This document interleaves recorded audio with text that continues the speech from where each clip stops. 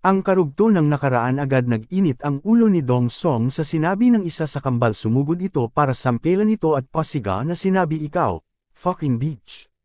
Ngunit agad may humawak sa kamay nito, napalingon ito, sino kang bastos ka? Sigaw pa nito, nang makita nito ang humawak sa kamay niya, Sino ka sa akala mo? Sabi ni Dong Song, sino ako? Ako ang gusto mo, basura ka. Sabi ng ating bida habang hawak pa rin ang braso nito ng madiin, kuya. Sigaw ng kambal at pati na rin si Clara Daniel, na bahagyan natuwa sa biglang pagdating ng ating bida. Nagulat ko ba kayong lahat, tama? Sorry, dapat sinabi ko sa'yo ng mas maaga na ang mga basura dyan ay hindi pa tapos ay recycle dito. Sabi ng ating bida nang nakangiti at nakataas ang palad habang hawak pa rin ang isang kamay ng mahigpit sa braso ni Dong Song. Ikaw, bastard, hindi mo ba ako bibitawan? Pumipiglas na sabi ni Dong Song, parang hindi naman mahigpit ang pagkakahawak niya, bulong ng lalaki, sino, ang lalaking ito? At hindi ko maalis ang kamay ko. Muling bulong nito na hirap alisin ang kanyang kamay na hawak pa rin ng ating bida, bastos ka. Hindi mo ba kilala kung sino ako? Sa tingin mo ba ay magiging ligtas ka, sabi ni Dong Song. Kilalang kilala kita, sabi ng ating bida sa lalaki, ano, bata, paano, sabi ni Dong Song, ang pangatlong anak na lalaki ng Ana Group. Ang magulo na si O Dong Song. Sabi ng ating bida, gulat na may halong pagtataka ang lalaki, ikaw na bata ka, galit na galit ito, at bamulong nito, sino ba, ang bastos na ito? Maya-maya ay to the rescue ang dalawang kaibigan ni Dong Song, patakbo ito lumalapit, ano ito ha? Sabi ni Choi Ji-yong, Dong Song, anong nangyari? Sabi naman ni Ban Daeshak, napalingon ang ating bida, habang hawak pa rin ang kamay, oy brat. Sino ka ba? Sigaw ng isang kaibigan nito, bitawan mo ang kamay niya, sigaw ni Ban Daeshak, dyan ka lang, shithead.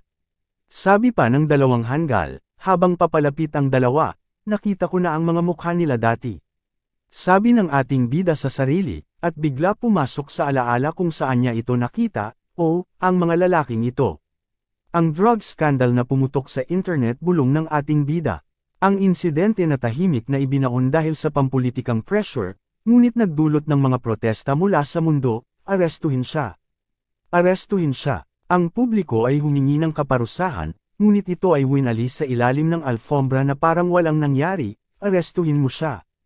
At iyan ang kapangyarihan ng media, si Ban Daeshak at Choi Ji-yong, bulong ng ating bida.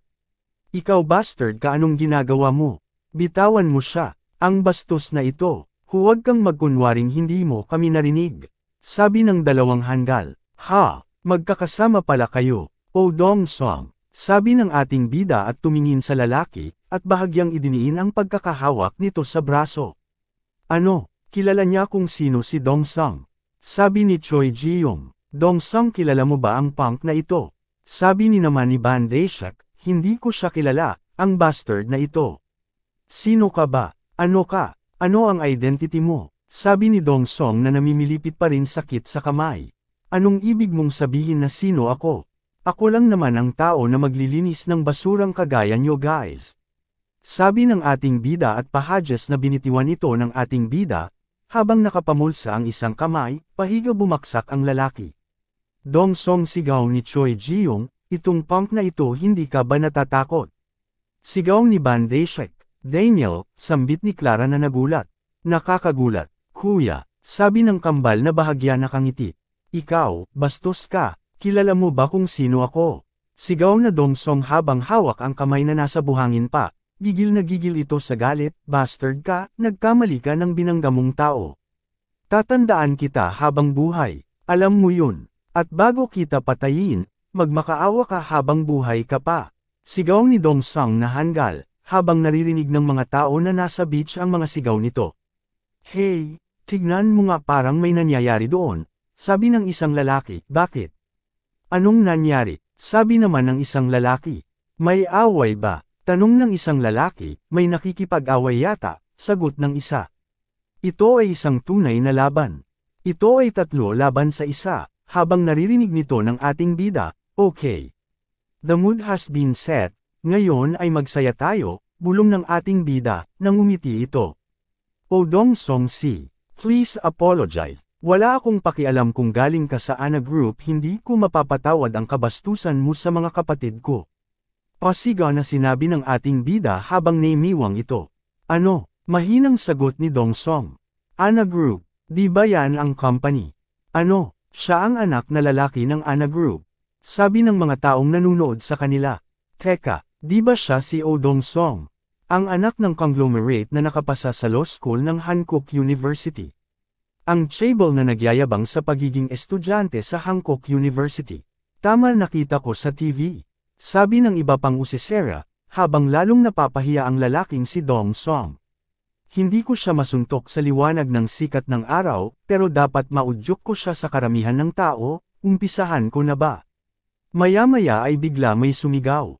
Ikaw bastard ka. Anong ginawa mo? Napalingon naman ang ating bida at, hindi ba ikaw ang pinuno ng flower snake? Patuloy na sigaw nito. Choi Ji yung bulong ng ating bida nang makita ang lalaki, mas malala ito kay Oh Dong-song. Umaasa siya sa kanyang tiyuhin, ang kandidato sa pagkapangulo. Isang tipikal na manloloko na umiiwas sa buwis at madaling gumawa ng mga iligal na gawain, na para bang ito ay isang pagkain. Bulong ng ating bida. Choi Ji yung si. Sobra ka naman. Sa tingin mo matutuwa ang tito mo kapag nalaman niya ito. Sabi ng ating bida, nabigla naman ang lalaki. Ha, ang punk na ito, paano niya nalaman? Bulong ng lalaki. Sila ay mga bata pang babae, na hindi pa high school freshman. Ikaw ang problema, lumalapit sa mga batang babae para uminom. Sabi ni Tae-san, ano freshman? Set up ba ito? Sabi ng lalaking si Choi Ji-young, napatingin naman si Dong-song. What that punk? Kilala niya pa si Ji-young, maya-maya ay lalo itong pinagpawisan at napanganga ito. Ano? Mga baliw ang mga lalaking ito, at kanya-kanyang labas ng cellphone at panay ang click ng mga kamera ng mga nakasaksi. Mukha silang maaayos pero ang totoo sila ay mga basura. Sabi ng isang saksi, pareho bahagya magtatakip ng mukha ang dalawang lalaki na papahiya na ito. Ito na ba? Ngunit hindi na makontrol ang pagkuha ng kanilang larawan cellphone, pinagpawisan ng tatlo at napapahiya na ng sobra. I-upload natin ito sa internet. Ang anak ng conglomerate at ang pamangkin ng isang presidential candidate. Mga basura, sabi pa ng mga nakasaksi at nakapalibot sa kanila. This is, damn. Sabi ni Dong-song, nakatingin lang ang ating bida, maganda na ang mood. Bulong ng ating bida, hey, hindi ko alam kung sino ka pero. Huwag ka nang pumasok, lumagpas ka na sa linya, at kailangan mong mag-ingat mula ngayon. Tatandaan kita, sabi ni Ban Dae-shek. Ban Dae-shek ang apo ni Jogek Ilbo, ang basurang nagmamanipula sa media. Kung gabi lang ngayon, ay pinunit ko na ang bunganga nito. Bulong ng ating bida, tignan mo Ban Dae-shek si. Muling sabi ng ating bida, nabigla naman si Ban Dae-shek. Ano, itong punk na ito, paano niya din ako nakilala? Bulong ng lalaki. Ang iyong lolo ay chairman of Jogek Ilbo. Muling sabi ni Tae-san, nabigla muli ang lalaki at tumingin ito ng seryoso sa ating bida. Ang apo ng journalist ay hindi dapat sexually na nanghaharas sa mga menor de edad. Sabi ni Tae-san, nandito na lahat ng basura, ano? Ito ba ay lugar ng pagtitipon ng basura? Kuhanan sila ng picture-picture. Sabi ng mga nakasaksi, bigla sumigaw si Dong-song. Itigil nyo ang pagkuha ng larawan. Pag-alit na sigaw nito, pumunta ba kayo dito para manood? Umalis na kayo. Sigaw na nagmamatapang na si Dong-song, nagulat ang mga saksi. Bingi ba kayo, mga pulubing bastard, na parang naghamon ito ng away, oh my.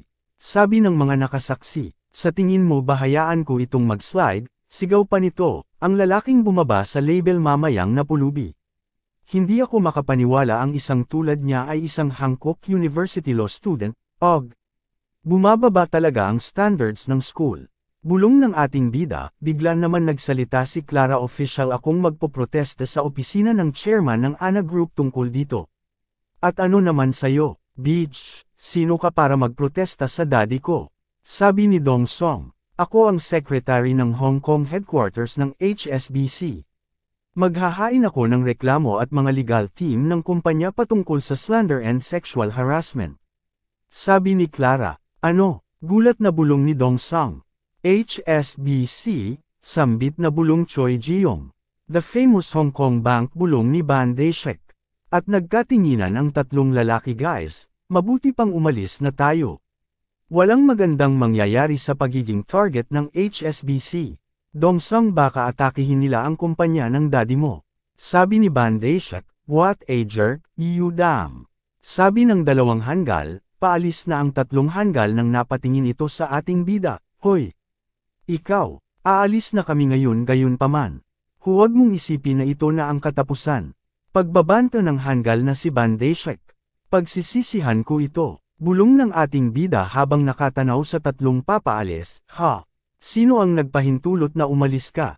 Nakakalungkot na tapusin ang mga ganitong bagay. Bulong ng ating bida, maya-maya ay tinawag niya uli ito. Hoy! Kayong tatlong basura dyan, hindi ba kayo mag-a-apologize bago kayong umalis? Sabi ng ating bida habang nakapamulsa ito, agad naman lumingon ang tatlo, at neinsulto ito, ano? Ang bastard na ito, nanginginig na ang mga ugat ko. Sabi ni Ban Daeshek, napaungol naman sa galit si Dongsang control ang galit mo sabi naman ni Choi Ji-yong. Hoy! O Dongsang si, tawag ng ating bida, may sasabihin ako sa'yo sikreto. Tungkol Ana Group, alam mo ba na babagsak na ito sa eksaktong 1 taon? Ano bang pinagsasabi mo? Baliw na bastard, sigaw ni Dongsang, at ikaw. Magiging pulubi ka, sabi ng ating bida na nang osar pa, bastard ka. Gulat na gulat ang lalaki sa sinabi ng ating bida. Huwag mo siyang pansinin. Umalis na tayo sabi ni Ban Daeshek. Tama, huwag mong sirain ang mood mo.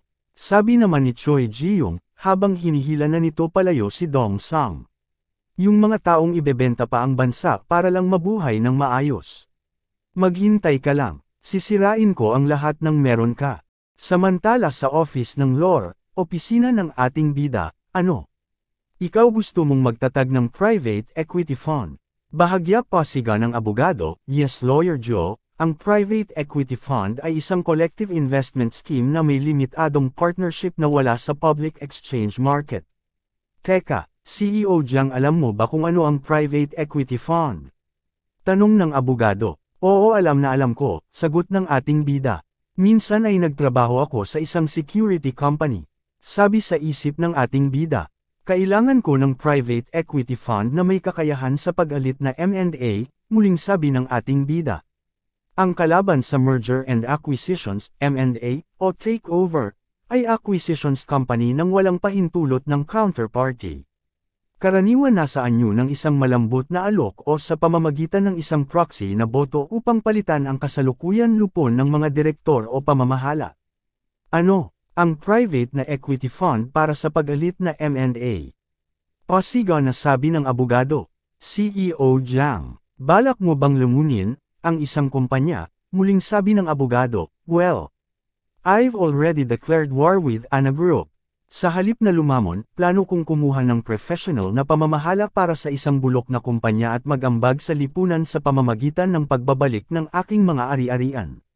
Sabi ng ating bida. O si Dongsang ay maaaring mahulog sa isang tenga, ngunit ako ay hindi. Ang mga kabalyero sa malaking chessboard ay nagsisimula ng gumalaw ngayon. Sabi ng ating bida sa kanyang sarili. CEO Jiang, sino ka ba? High school ka pa lang, bulong ng abogado habang nakatingin ito. Maya-maya sumandal ang ating bida sa swivel chair at itinaas ang dalawang kamay. Pagkakaroon ng matagumpay na negosyo at kumita ng pera. Hindi ba ito'y kahanga-hanga? Sabi ng ating bida sa abogado. Kung ano na lang tumatakbo sa isip niya, bulong ng abogado, maya-maya ay muling nagsalita ang abogado.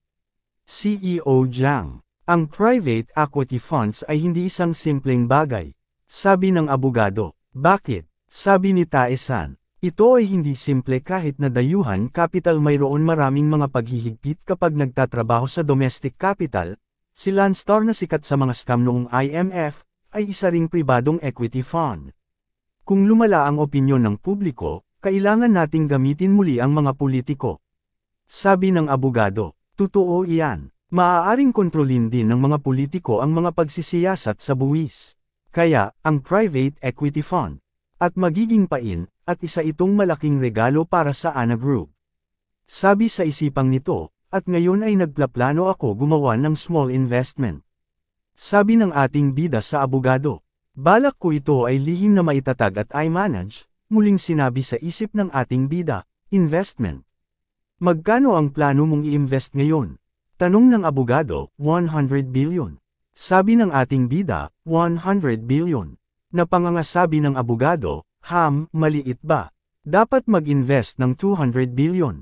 Sabi ng ating bida, anong sabi mo maliit lang iyan? Sabi ng abogado sa isip na bahagya na patulala ito, hey.